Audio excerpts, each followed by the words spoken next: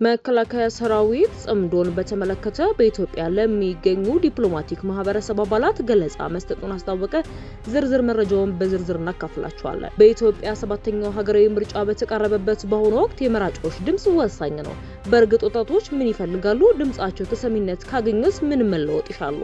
ይህንን መረጃ ይዘረዋል። ዩናይትድ ስቴትስ በኢራን ላይ ዳግም ጦርነት የምታውጅ ከሆነ ብርቱ አጸፋዊ ምላሽ እንደምትሰጥ ኢራን አስታውቃለች። የቮይስ ኦፍ ኢትዮጵያን ቤተሰቦች ሰብስክራይብ ማድረጋችሁን እያስታወስናችሁ በዝርዝር ወደ የምንመለከታቸው አንዳንድ ጉዳዮች እናልፋለን።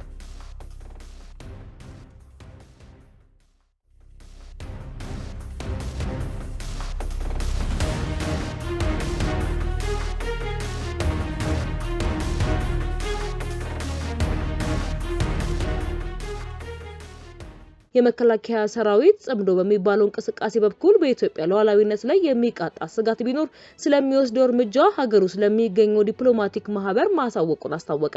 የመከላከያ የውጭ ግንኙነትና ወታደራዊ ትብብር ዳይሬክተር ይህንን እንቅስቃሴ ወደ መሬት እናውርዳለን ብለው ስንዝር እንቅስቃሴ የሚያደርጉ አካላትን አስጠንቅቀዋል።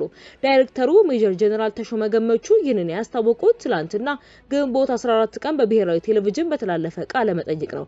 21 ደቂቃ ገደማ የፈጀው ቃለ መጠይቅ በሙሉ ያተኮረው ጽምዶ በሚባለው ስያሜ ስለሚደረገው እንቅስቃሴም ነው። የሜጀር ጀነራል ተሾመ ቃለ መጠይቅ የተላለፈው የተለያዩ የኢትዮጵያ ተቃዋሚዎች እንዲሁም ከሱዳንና ኤርትራ እንደሆኑ የተገለጹ ግለሰቦች በሱዳኗ ፖርት ሱዳን ከተማ ስብሰባ አካሄደው እንደነበረ የሚያሳይ ቪዲዮ ከተለቀቀ ከቀናት በኋላ ነው። ዝግጅቱን የሚያሳይ ቪዲዮ የተለቀቀው ከኤርትራ መንግስት ጋር ግንኙነት ባለው ህንድ ሞና ቲቪ የተባለ የዩቲዩብ ቻናል ላይ ነው። ከዚህ ቀደም ጽምዶ የሚባለው ቃል በህዝባዊ ወያኔ ሓርነት ትግራይ ወይንም ህወሓት አመራሮችና በኤርትራ መካከል ይደረጋል የሚባለውን ግንኙነት ለመግለጽ ጥቅም ላይ ይውልም ነበረ። በትላንትናው ቃለ መጠይቅ ሜጀር ጀነራል ተሾመ ከቅርብ ጊዜ ወዲህ ጽምዶ የምትባል ነገር የተጀመረችበት ሂደት እንዳለ ተጠቅሶ ስለ ጉዳዩ ምንነትም ተጠይቀዋል። እንቅስቃሴውን ጸረ ሉዓላዊነት ሲል የገለጹት ሜጀር ጀነራል ተሾመ ጫንቃቸውን ለፈርዖን ቀንበር በሰጡ የኢትዮጵያ አካላትና አካባቢው ላይ ባሉ ስብስብ የተፈጠረ ነው ብለዋል።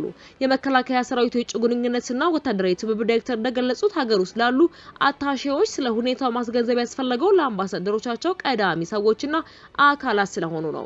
ሜጀር ጀነራል ተሾመ የውጭ ጉዳይ ሚኒስተርን በዚህ ጉዳይ ላይ ተመሳሳይ ስራ ያከናውናል የሚል እምነት እንዳላቸው አክለዋል። ይህ እንቅስቃሴ ለኢትዮጵያ ሰላምና ደህንነት አስጊ ተደርጎ እንደማይወሰድ የተናገሩት ዳይሬክተሩ ሀሳቡን ለመተግበር የሚደረግ እርምጃን በተመለከተ ግን አስጠንቅቀዋል። እቺኛዋን የጽምዶ ሀሳብ በተመለከተ ግን ይህችን ቅጨት ወደ መሬት እናወርዳታለን ብለው ስንዝር እንቅስቃሴ ቢያደርጉ እንደ ሉዓላዊ ሀገር ይህ ተቋም ደግሞ በመንግስት ግዳጅ እንደተሰጠው ኃላፊነት እንደተሰጠው የኢትዮጵያ ሉዓላዊነት ለማስጠበቅ ስራ እንደሚሰራ አካል ስም በእሳት እንደሚቀልጥ ሁሉ ይቀልጣሉ ብለን ነው የምናስበው ምናምነው ብለዋል። የመከላከያ ሰራዊት ለዲፕሎማቲክ ማህበረሰቡ ገለጻ እንደሰጠበት የገለጸው ጽምዶ ዝግጅት በፖርት ሱዳን የተካሄደው በኢትዮጵያና ሱዳን መካከል የተፈጠረው ውጥረት ይፋ በወጣበትም ወቅት ነው።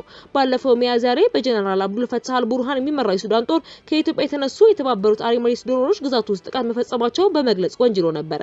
የክስ መሰረታዊ በማለት ጠቅላላ የኢትዮጵያ መንግስት በበኩሉ ሱዳን ለተለያዩ ጸረ ኢትዮጵያ ኃይሎች ማዕከሉን ያገለገለች መሆኑን በማንሳትም በምላሹ ከሷል። ዩናይትድ ስቴትስ በኢራን ላይ ዳግም ጦርነት የምታውጅ ከሆነ ብርቱ አጸፋዊ ምላሽ እንደምትሰጥ ኢራን አስጠንቅቃለች። የኢራን ከፍተኛ ተደራዳሪ መሐመድ ባጋር በማህበራዊ ትስስር ገጻቸው እንዳሉት ባለፉት የተኩስ አቁም ጊዜያት ኢራን ወታደራዊ አቅሟን ይበልጥ ገንብታለች። ዋና ተደራዳሪው መሐመድ ባጋር ይህንን ያሉት የፓኪስታን አደራዳሪ ፊልድ ማርሻል አሲም ሙኒር ከትናንት ጀምሮ በቴህራን ተገኝተው ከሀገሪቱ ባለስልጣናት ጋር ውይይት አካሂደው ዛሬ ከተመለሱም በኋላ ነው። ፊልድ ማርሻሉ ከቴህራን ባለስልጣናት ስላደረጉት ውይይትና ስለደረሱበት ስምምነት አሊያም ልዩነት እስካሁን የተገለጸ ነገር ባይኖርም የአሜሪካና የኢራን ባለስልጣናት በየፊናቸው እየሰጧቸው ያሉት መግለጫዎች ግን የድርድር ውጤታማነት ጥያቄ ውስጥ የሚያስገቡ ናቸውም ተብሏል። የቮይስ ኦፍ ኢትዮጵያን ቤተሰቦች ሰብስክራይብ ማድረጋችሁን እያስታወስናችሁ በዝርዝር ወደ ምንመለከታቸው ቀጣይ ጉዳዮች እናልፋለን። በኢትዮጵያ 7ኛው ሀገራዊ ምርጫ ሊካሄድ ከሁለት ሳምንት ያነሰ እድሜ ቀርቶታል። በዛሬው ዝግጅታችን ወጣቶች ሀሳባቸውን ያካፍላሉ፣ ፖለቲከኞች ደግሞ ያዳምጣሉ። ግንቦት 24 በሚካሄደው 7ኛው ሀገራዊ ምርጫ ከ50 ሚሊዮን በላይ ኢትዮጵያውያን ለምርጫ በመዝገባቸው ይፋ ሆኗል። የዛን ያህል ገደማ ቁጥር ያላቸው ጀርመናውያን ባለፈው ዓመት በተካሄደው የጀርመን አጠቃላይ ምርጫ ድምጻቸውን ሰጥተዋል። የመምረጥ መብት የነበራቸው 60 ሚሊዮን ገደማ ጀርመናውያን ናቸው። በጀርመን መራጮች ይመረጡም አይመረጡም አስቀድመው መመዝገብ አይጠበቅባቸውም። እድሜያቸው ለመምረጥ የደረሱ ጀርመናውያን ለምርጫ ጥሪ ቤታቸው ድረስ በፖስታ ይላክላቸዋል። የተግባራዊ የማይሆኑበት አንዳንድ ሁኔታዎች አሉ። ለምሳሌ መምረጥ የሚፈልጉ በውጭ ሀገር የሚኖሩ ወይንም ቅርብ ጊዜ መኖሪያ ቦታቸውን የቀየሩ ከሆነ የምርጫ ጥሪ እንዲደርሳቸው አድራሻቸው ለሚመለከተው አካል ማሳወቅ ግድ ይላቸዋል። ወደ ኢትዮጵያ ስንመለስ እንደ ኢትዮጵያ ባሉ አዳጊ ሀገራት በዲጂታል መሰረት ያደረገ የመኖሪያ ቤት ምዝገባ ሙሉ በሙሉ በሀገሪቱ የተዳረሰ ስላልሆነ ምርጫ ሊካሄድ ሲል መራጮች አስቀድመው የምርጫ ካርድ መውሰዳቸው ግድ ሊሆን ይችላል። ይሁንና መብትና ግዴታ መለየት መቻል ይኖርብናል ይላል የህግ ባለሙያው ወጣት አብዲ።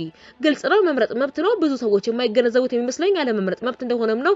እዚህ አዲስ አበባን ጨምሮ ሌሎች ቦታዎች ላይ መምረጥ መብት ነው የሚለው ቀርቶ መምረጥ ግዴታ እንደሆነ፣ ካርድ መውሰድ ግዴታ እንደሆነ አይነት ነገር አለ። ሰዎች አይመረጡ እያልኩ አይደለም፣ ግን በየቤቱ እየሄዱ ሰዎች በግድ ካርድ እንዲወስዱ ወይንም እንዲመርጡ ማድረግ መምረጥ መብት ነው የሚለውን ሐሳብ በትክክል ካለመገንዘብ ይመስለኛል።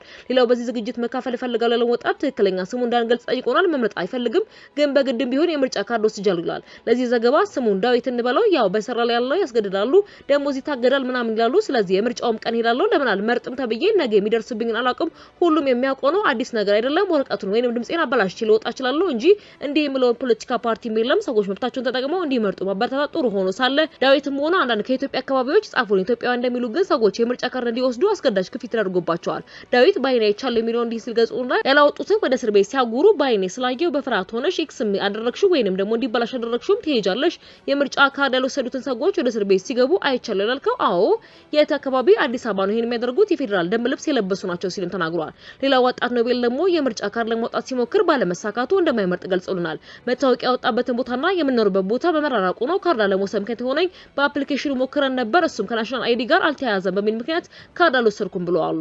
አብዲ ባጻሩ በሳሳት ይሻለኛል እንጂ ጥሩ ነገር መጠበቅ ይሻል ይላል። እሱስ በሀገሪቱ ካለው ነባራዊ ሁኔታ በመነሳት ኢትዮጵያ በቀጣዮቹ 5 ዓመታት እየተደርሳለች ብሎ ይጠበቃል። የመጀመሪያው ነገር ኢትዮጵያ ጥሩ ቦታ ትደርሳለች ብዬ ነው የማስበው። ከዛ ውጭ ግን ማንሳት የምፈልገው በተለይም ከሰላም አንፃር እዚህም እዛም ጦርነቶች አሉ፣ ገታዎች አሉ። እንደገና ደግሞ አሁን ከትግራይ ክልል ጋር ቀጥተኛ ጦርነት ባይኖርም ውጥረቶች ግን አሉ። እነዚህ ነገሮች ከተቀረፉ ኢትዮጵያ የተሻለች ቦታ ትደርሳለችም የተሻለችም ትሆናለች ብዬ ነው የማስበው ይላል። የቮይስ ኦፍ ኢትዮጵያን ቤተሰቦች እናንተስ በዚህ ጉዳይ ላይ ምን አስተያየት አላችሁ? ምንስ ገጠማችሁ? በኮሜንት መስጫው ላይ አስተያየቶቻችሁን አስፍሩልን። በሌላ ፕሮግራም ዳዲስ እስከምንገናኝ ድረስ በደህና ቆዩልን።